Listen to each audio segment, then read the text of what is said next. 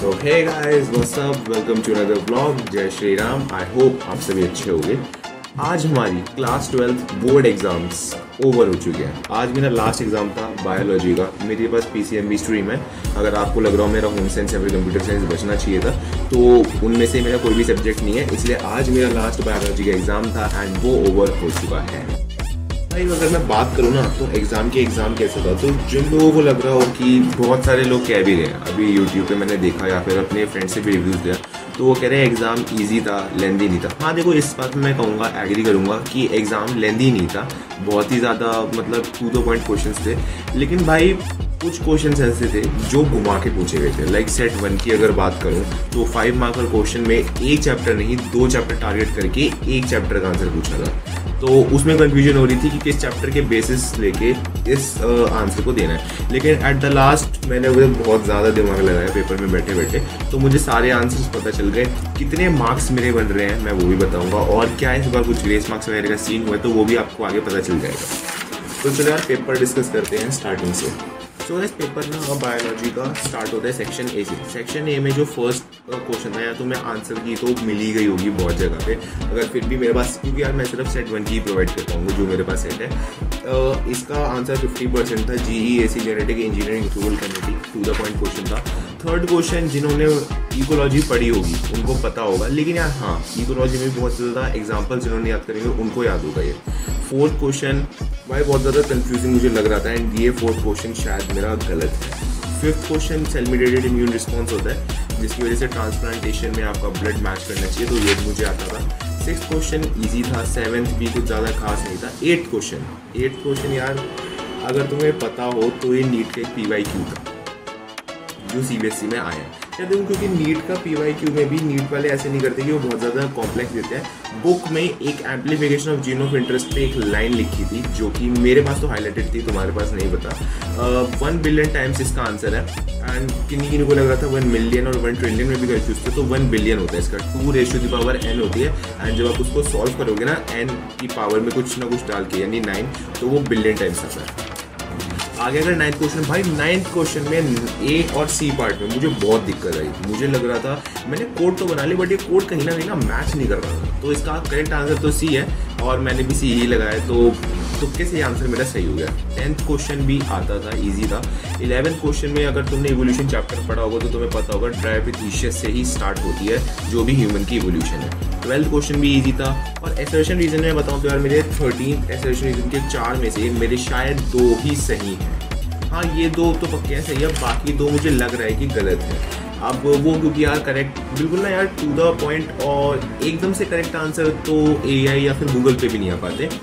हाँ लेकिन आंसर की में मैंने जिनसे मैंने देखा भी कि आंसर की चल रही है, तो उसके अकॉर्डिंग 2 क्वेश्चन मेरे शायद ठीक है और 2 क्वेश्चन गलत है। सेक्शन बी की बात करूँ तो भाई 17 की A और B में से मैंने B वाला किया जो अल्कोहलिक ड्रिंक वाला था, विद डिस्टिलेशन विदाउट डिस्टिलेशन, और साइनोबैक्टीरिया जो बायोफर्टिलाइजर, तो ये वाला क्वेश्चन भी मतलब मेरा अच्छा खासा गया, एंड इसमें मेरे 2 मार्क्स पूरे सिक्योर हैं। 18 क्वेश्चन की बात करूँ तो इसमें से मैंने किया नेट प्राइमरी प्रोडक्टिविटी और ग्रॉस प्राइमरी प्रोडक्टिविटी का डिफरेंस, तो ये वाला क्वेश्चन भी मेरा सिक्योर है। पूरे 2 नंबर हैं, बल्कि ऊपर वाले में मैंने एज अ बायोफर्टिलाइजर साइनोबैक्टीरिया के एक न्यूट्रिएंट साइक्लिंग का था, मैंने सैम्पल पेपर में देखा था इसका सॉल्यूशन, तो मैंने उसमें एक डायग्राम था, वहाँ 3 नंबर में आया था या 2 नंबर में, लेकिन मैंने फिर भी रिस्क ना लेते हुए मैंने इधर एक डायग्राम बनाया था। एंड अगर मैं इसकी बात करूँ नेचुरल, भाई देखो अगर इसमें देखा जाए ना सिर्फ 2 पॉइंट्स लिखने थे, net primary productivity and gross primary productivity के, लेकिन मैंने रिस्क ना लेते हुए और अपने आप को सेफ साइड पर रखते हुए मैंने 3 पॉइंट्स लिखे। एटलीस्ट अगर मेरा एक पॉइंट थोड़ा सा भी गलत है तो तीसरा पॉइंट चेक हो जाएगा और मार्क्स मिल जाएंगे। 19 क्वेश्चन बहुत ज़्यादा ईजी और बहुत ही ज़्यादा ईजी था। इसमें एक क्लीनी फिल्टर था और एक टर्नर सिस्टम था। 20th क्वेश्चन में सिर्फ जिनको ब्लड ग्रुप पता है तो वो ब्लड ग्रुप इजीली बता पाएंगे। लाइक अगर B है तो इसका होगा IB और IO, या फिर तुम IB या फिर नीचे स्मॉल I ऐसे करके लिख सकते हो। A का अगर देखा जाए तो IA और स्मॉल I, या फिर IO। अगर भाई इसके फिर उसके बाद था कि इंडिविजुअल 1 और 2 तो उनका जीनोटाइप, फिर antigen with present on 5 and 8। 5 का तो हम बता दोगे AB, लेकिन हाँ यार इस क्वेश्चन में जो कैच था, इस यहाँ AB लिखने के साथ तुम्हें कोडोमिनेंस मेंशन करना था। ये वाला मैं नहीं कह रहा आंसर, ये तुम किसी से भी देख लेना। वहाँ सिर्फ अगर तुमसे, हाँ मैं ये कहूँगा कि क्वेश्चन में तुमसे नहीं पूछा, लेकिन जहाँ भी ए बी की बात आती है ना, वहाँ तुम्हें कोडोमिनेंस मेंशन करना पड़ता है। तो मैंने तो मेंशन किया है यार इधर, क्योंकि मुझे पता था। एंड 8th वाला तुमने देखा हो तो इसमें दोनों ही रिसेसिव जीन है। तो ये वाला क्वेश्चन भी हमारा सिक्योर है और बिल्कुल हमारे पूरे मार्क्स बन रहे हैं।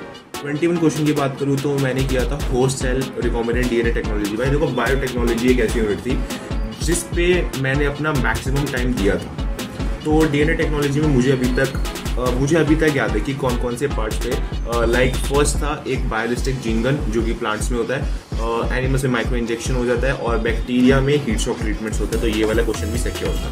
यहाँ पूछा 2 जगह था, तो सिर्फ पूछा गया था कि 2 टेक्निक, मैंने तीनों एक्सप्लेन करी। भाई एक्स्ट्रा लिखने से मार्क्स नहीं कटेंगे, बल्कि मैं अपने आंसर में ही और कुछ बढ़ा चढ़ा के चीज़ें बता रहा हूँ, तो जिससे कि कहीं ना कहीं यार मेरा प्लस पॉइंट और मुझे मार्क्स ज़्यादा मिलने के चांसेस हैं। भाई मिलेंगे तो दो से ज़्यादा तो नहीं मिल सकते, लेकिन अगर भाई इन 2 टेक्निक्स में कहीं भी कोई स्टेप वगैरह गलत हो गया होगा तो वहाँ करेक्ट हो सकता है।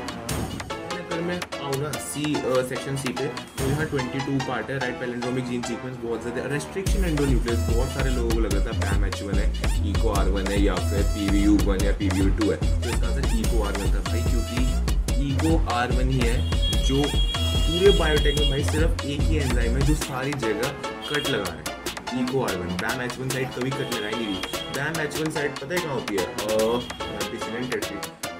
BAM-H1 साइड होती है टेट्रासाइक्लिन मीडियम में, वो कट नहीं लगाती, वो सेलेक्टेबल मार्कर में यूज है, as a selectable marker use होता है। लेकिन रेस्ट्रिक्शन एंडोन्यूक्लियस है तो ECO-R1। और स्टिकी एंड्स प्रोड्यूस कैसे होते हैं, इनका रोल भाई सबको पता होता है कि स्टिकी एंड्स जब इनको कट लगाएंगे स्टिकी एंड्स प्रोड्यूस होंगे, और इनका रोल भाई एक पैलिंड्रोमिक जीन सीक्वेंस क्रिएट करेंगे, बिल्कुल करेक्ट सीक्वेंस पे जोड़ेंगे ताकि जीन ऑफ इंटरेस्ट और amplification of gene of interest easily हो पाए। तो 22 सिक्योर था।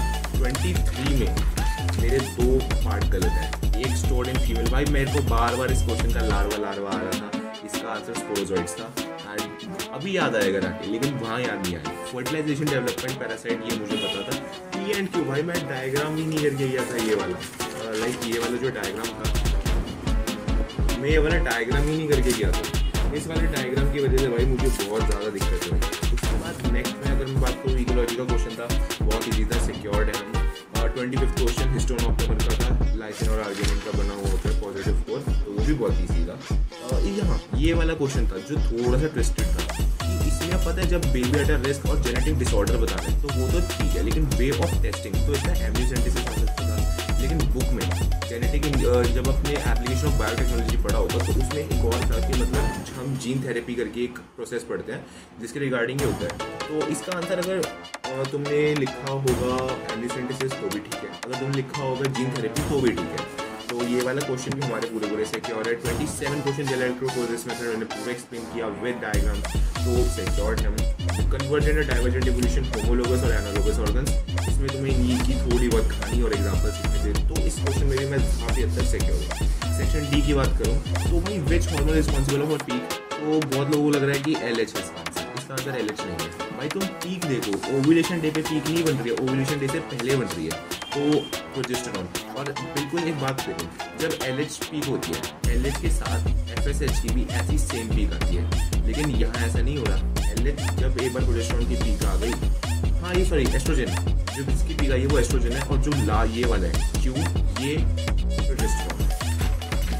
तो हार्मोन में जिसको दिक्कत थी तो वो पता चल गया। मोनार्क बटरफ्लाई क्योंकि वो बीड्स पे रहती हैं, ऐसी जहरीली बीड्स पे, इसलिए उनके अंदर ये वाला केमिकल होता है। ये पॉपुलेशन मेरी आई थी पॉपुलेशन 650 एंड 800, तो एक्सपेंडिंग पॉपुलेशन है, ट्रायंगुलर पिरामिड, ट्रायंगुलर टाइप की।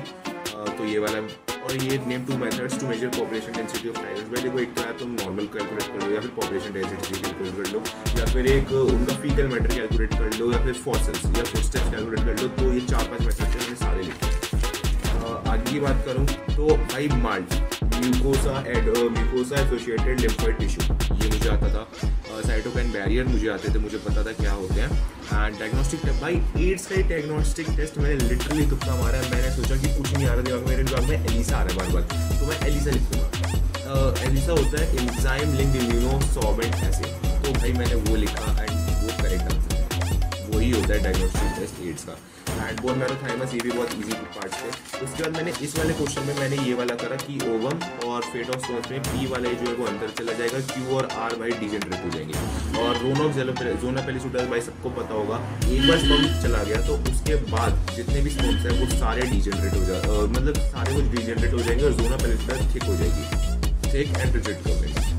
उसके बाद भाई 33rd क्वेश्चन, और यही एक ऐसा क्वेश्चन था पूरे पेपर में जिसने मुझे करीब आधे घंटे घुमाया। सिकल सेल का भाई मुझे पता है, घर आके पता चला बहुत इजी था, लेकिन वहाँ मुझे बहुत ज़्यादा टाइम लगा। फिर ये स्नैपड्रैगन प्लांट और गार्डन की प्लांट में डिफरेंस ये था कि इसमें जितने भी लोग सारे हेट्रोजाइगस जो होते हैं वो डोमिनेंट शो करते हैं, इसमें हेट्रोजाइगस भाई कोडोमिनेंस वाले शो करते हैं। स्नैपड्रैगन और फोरोफ्लॉक प्लांट सेम था जिसमें इनकम्प्लीट डोमिनेंस शो होती है। और भाई इस वाले पता है मैंने क्या किया है, मैंने 33 का ए का सेकंड करा है एंड बी पार्ट भाई मैंने गलती से दोनों पार्ट अटेम्प्ट कर दिए।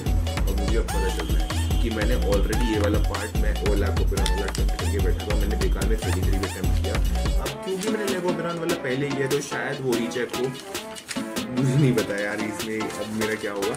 लेकिन अगर मैं पूरे अपने मार्क्स के मैनिफेस्टेशन करें तो यार देखो टोटल मार्क्स अभी ज़्यादा मेरे कट रहे हैं, वो एक 4th MCQ जो मेरा गलत है, इसके बाद मेरे सेशन रीजन के 3 गलत है एंड 1-2 क्वेश्चन में अगर तुम सिली मिस्टेक मान के चलो तो भाई मेरी मैनिफेस्टेशन के हिसाब से मेरे बन रहे हैं 62 से लेके नहीं यार 64 से लेके 66 के बीच तक।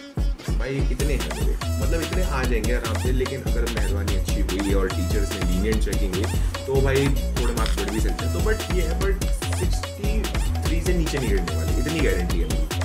तो भाई ओवरऑल बायोलॉजी के ऊपर बहुत ज़्यादा बढ़िया था, बहुत ज़्यादा।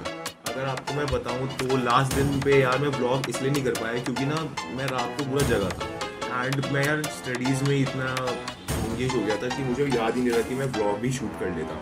तो इसलिए कोई बात नहीं, अब हम कंसिस्टेंट रहेंगे। आई नो मैं चैनल को बहुत ज़्यादा इनकंसिस्टेंट था इन कुछ हिस्सों में, तो कोई बात नहीं भाई। और हाँ ग्रेस मार्क्स की बात, तो देखो यार बायोलॉजी का पेपर बहुत ही ज़्यादा मतलब मॉडरेट था, बिल्कुल NCERT से सारे क्वेश्चन NCERT के थे, कोई भी क्वेश्चन बाहर का नहीं था। तो ग्रेस मार्क्स भाई जो आपके प्रैक्टिकल फाइल्स वगैरह जो 30 लगे ना भाई वही जाएंगे। इसमें फिजिक्स की तरफ कोई भी 8 मार्क का बेस नहीं होगा और ग्रेस मार्क्स का कोई भी ऐसा सीन एक्स्ट्रा नहीं है।